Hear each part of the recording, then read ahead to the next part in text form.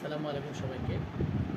আজকে খুব সুন্দর একটা গুরুত্বপূর্ণ কথা বলবো, যেটা আসলে প্রত্যেক মুসলমানদের শোনা উচিত এবং জানা উচিত। যেটা আসলে আমরা মনে করি যে অনেক ইবাদত করে আমরা মনে হয় বেহেশতে চলে যাব, কিন্তু দেখা গেছে বনি ইসরায়েলের এক খারাপ মহিলা যেটাকে বলে, উনি নিজে একটা কুকুরকে পানি খাইয়ে বেহেশতে চলে গিয়েছিলেন।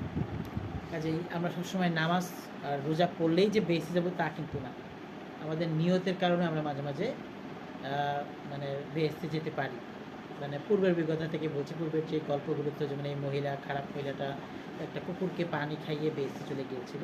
যাই হোক, মূল কথায় আসি। একবার হযরত মুহাম্মদ সাল্লাল্লাহু আলাইহি ওয়াসাল্লাম মসজিদে বসেছিলেন।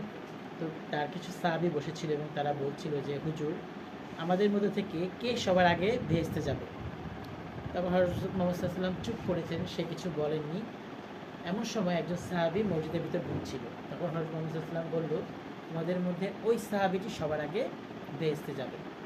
তখন সবাই তার দিকে তাকিয়ে দেখলো যে এই লোক তো খুব বেশি একটা আমল করে না। খুব বেশি আমল করে না, সে কীভাবে আমাদের সবার আগে বেহেশতে যাবে? তাদের মধ্যে একজন সাহাবী ওই লোকটার বাসায় গেল, গিয়ে মিথ্যা কথা বললো যে আমার বাসায় একটু সমস্যা হয়েছে, তো আমি আপনার বাসায় 3 দিন থাকতে চাই। সাহাবীটি রাজি হয়ে তাকে তার ঘরে রাখলো এবং ওই সাহাবীটা 3 দিন পর্যন্ত প্রতি রাতে জেগে দেখলো আসলে যে সাহাবীর কথা বলা হয়েছে যে সবার আগে জান্নাতে যাবে, সে আসলে কী আমল করে। তো দেখলো সে প্রতিদিন রাত্রেবেলা খেয়ে দিয়ে এসে নামাজ পড়ে খেয়ে দিয়ে ঘুমিয়ে পড়ে। তো 3 দিন পর লোকটা ওই সাহাবীকে বলে ফেললো যে আসলে আমরা মহানবী হযরত মুহাম্মদ সাল্লাল্লাহু আলাইহি ওয়াসাল্লামকে জিজ্ঞাসা করেছিলাম কে সবার আগে বেহেশতে যাবে, আমাদের মধ্যে তুমি সবার আগে বেহেশতে যাবে। এখন কেন যাবে?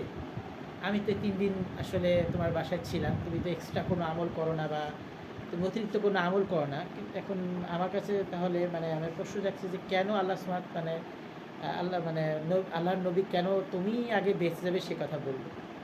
তখন লোকটি বলল, আমি নিজেও জানি না, তবে হ্যাঁ, আমি সারাদিন আমার সাথে যে যা করে, খারাপ ব্যবহার করুক ভালো ব্যবহার করুক বা যেটাই করুক, আমি রাত্রে ঘুমানোর আগে তাদেরকে মাফ করে দিই।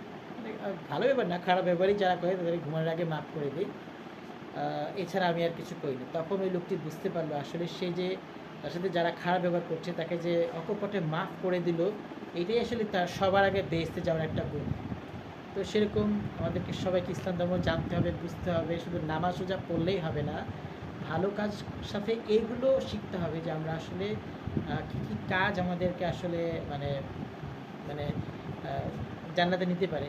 অবশ্যই যে তাকে ক্ষমা করে দিল সে বিনয়ী, তাহলে বিনয়ী অবশ্যই, এবং তাকে বিনয়ী হতে হবে। এবং হযরত মুহাম্মদ সাল্লাল্লাহু আলাইহি ওয়াসাল্লামকে একজন বলেছিল যে কোন স্বভাবের লোক জান্নাতে যাবে, তখন তিনি বলেছিলেন যে বিনয়ী স্বভাবের লোক জান্নাতে যাবে এবং যার কথা দ্বারা অন্য কেউ অপমানিত বা কষ্ট না পায়।